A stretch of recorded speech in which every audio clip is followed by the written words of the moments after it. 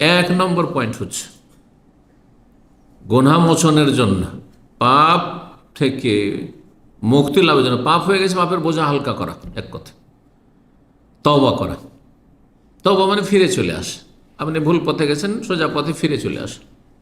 রাস্তার যেমন সংশোধন করেছে দুনিয়ার ক্ষেত্রে, তেমনি দিনের ক্ষেত্রে রাস্তার সংশোধন করে। শয়তানের দিকে চলে গেছেন, রবের দিকে ফিরে আসেন।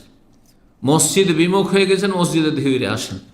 আল্লাহ থেকে উদাসীন গাফেল হয়ে গেছেন, এখন আল্লাহকে বেশি বেশি স্মরণ করুন, তওবা, ফিরে আসেন, ইউটার্ন।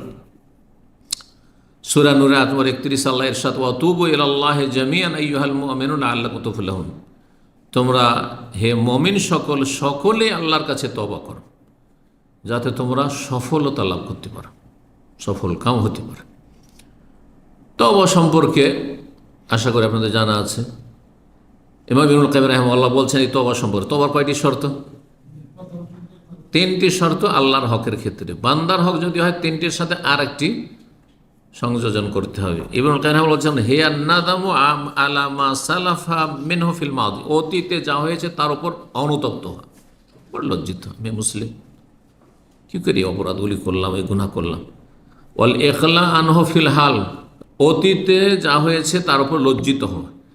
বর্তমান কাল 3টি। বর্তমানে কি করা? বন্ধ করা, গুনাহ বন্ধ করা, থামিয়ে দেন গুনাহকে। গুনাহ আপনার জীবন থেকে বন্ধ হয়ে গেছে। ওয়াল আজমু আলা আল্লাহ ইউআউযিহু ফিল মুস্তাকবাল, আর আগামী ফিউচার, আগামীতে এই গুনাহর দিকে আর কখনো ফিরবেন না। অতীতের উপর লজ্জিত হওয়া, বর্তমানে সংশোধন করে না, যে এই গুনাহ আমি আর করছি না, থামিয়ে দিয়েছেন আপনি। আর আগামীর জন্য প্রতিজ্ঞা করা যে আমি জীবনে আর এইসব পাপের দিকে ফিরে যাব না। আল্লাহর হকের ক্ষেত্রে, মানুষের হকের ক্ষেত্রে এই 3টি শর্ত। অতিরিক্ত মানুষের হক যদি হয় তাহলে কি শর্ত? তার হক আদায় করে দেওয়া, না হলে তার কাছ থেকে ক্ষমা চেয়ে নেওয়া। যেভাবে আপনি মুক্তি লাভ করতে, অব্যাহতি আপনাকে হাসিল করতে হবে। এগুলি হচ্ছে তওবার শর্ত। তওবা মানুষের গুনাহগার সাথে সাথে তওবা করা ফরজ।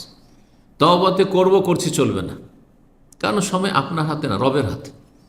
জানাও নেই যে কখন আমার সময় শেষ হয়ে যাবে, তওবার দরজা বন্ধ হয়ে যাবে। সুতরাং যখনই গুনাহ হয়েছে সাথে সাথে তওবা করুন। ভুল হতে পারে কিন্তু তওবা করুন।